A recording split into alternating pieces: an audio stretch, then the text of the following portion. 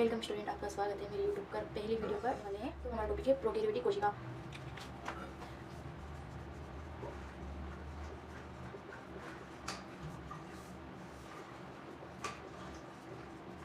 Prokaryotic कोशिका ये हम इसके अंदर गहरे से अध्ययन करें तो इसके लिए इसके अंदर जाना पड़ेगा। तो ये कोशिका के अंदर जिसके 4 भाग होते हैं। सबसे पहला भाग होता है कोशिका आवरण, मतलब इसके जो आवरण होते हैं बाहर से अंदर जाएंगे ना, तो इसका सबसे पहला जो भाग होता है वो होता है आवरण। इसके बाद इसके हम अंदर जाते हैं, उसके बाद आता है दूसरा जो वो हमारा है कोशिका द्रव्य।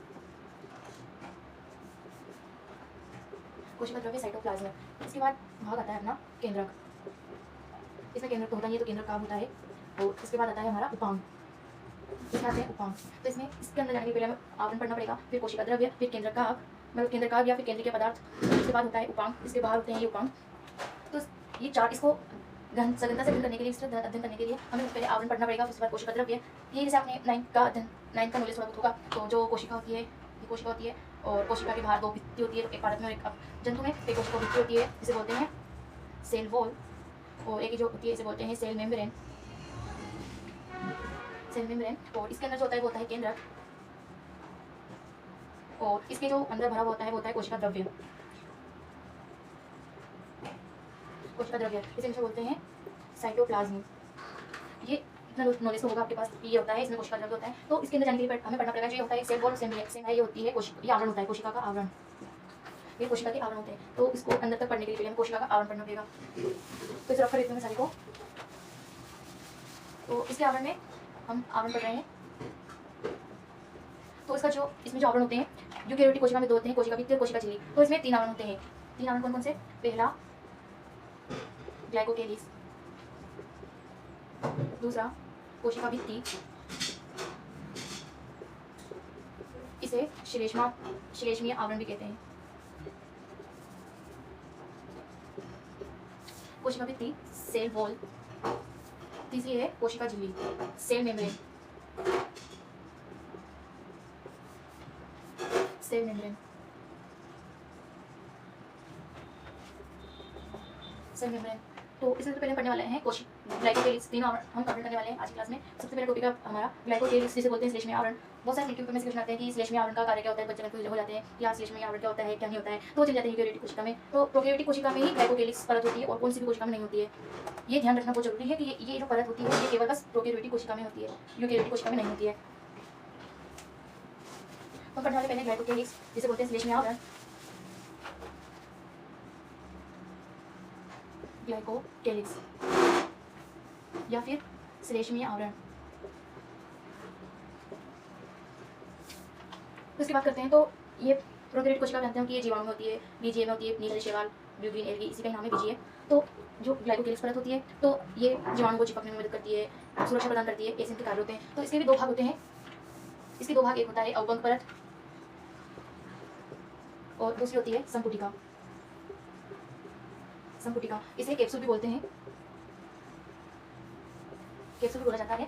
तो इसकी बात करते हैं अवबंग परत। तो अवबंग परत होती है, सबसे पहली विशेषता होती है ये पतली परत होती है। कैसे होती है? पतली परत होती है, और ये लचीली होती है,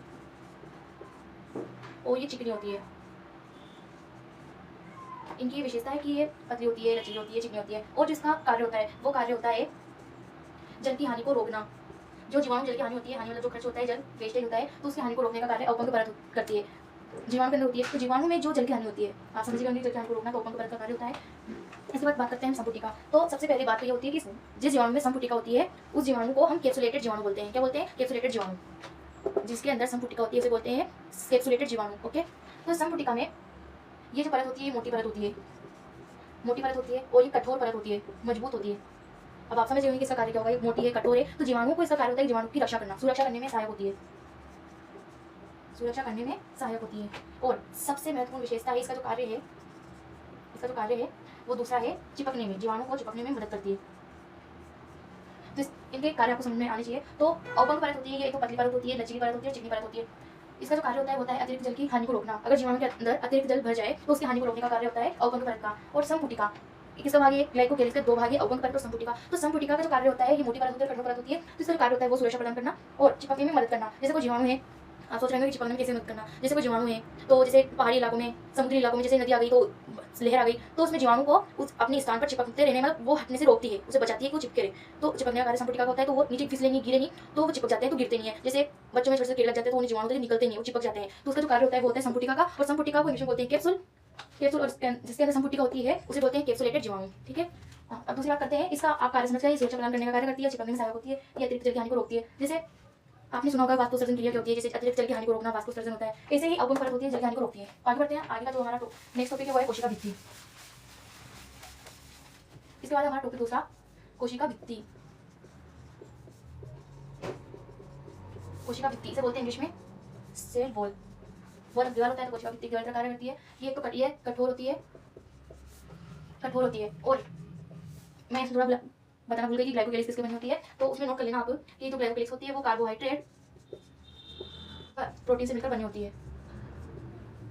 इतना इंपॉर्टेंट नहीं है, लेकिन ये इनकी बनी होती है ग्लाइकोकेलिक्स।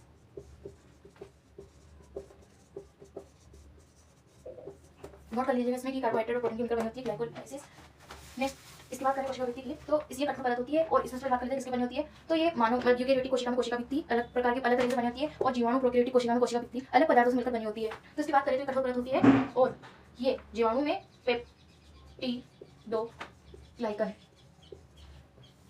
जैसे म्यूरिस भी कहते हैं, की बनी होती है। ये पेप्टिडोग्लाइकन क्या है, तो इसकी बात करें तो ये होता है अमीनो अम्ल व शर्करा। ये सारे टॉपिक आपके जीव प्रक्रम वाले चैप्टर में आ जाएंगे, लेसन 9 में, तो उसमें अच्छी तरह से पढ़ोगे आप। तो शर्करा, शर्करा इसमें 2 प्रकार की होती है, नेग, नेम और नेग। तो इसकी फुल फॉर्म तो इतनी जरूरी नहीं है, आपको आती भी नहीं है, तो मैंने आपको विस्तार से बता दिया कि पेप्टिडोग्लाइकन जो होती है, तो जो पेप्टिडोग्लाइकन जो होती है वो अमीनो अम्ल व शर्करा से मिलकर बनी होती है। शर्करा में है नेग और नेम। शर्करा बहुत सारे प्रकार की ग्लूकोज होती है, फ्रक्टोज होती है, तो इसमें नेम और नेग ये शर्करा होती है, तो ये दोनों मिलकर पेप्टिडोग्लाइकन का निर्माण होता है इनके द्वारा। तो ये ज़्यादा विस्तार से पढ़ना इतना जरूरी नहीं है, तो ये इनकी बनी होती है। और अब इसकी बात करें तो इसका जो कार्य होता है वो कार्य है, इसका कार्य भी ज्यादातर जीवाणु को सुरक्षा प्रदान करना है पहला तो।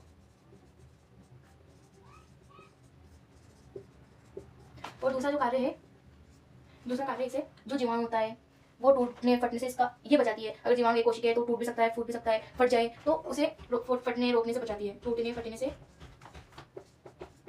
से बचाती है। इसका एक कार्य होता है कि जीवाणु को टूटने फटने से बचाती है। किसको? जीवाणु को।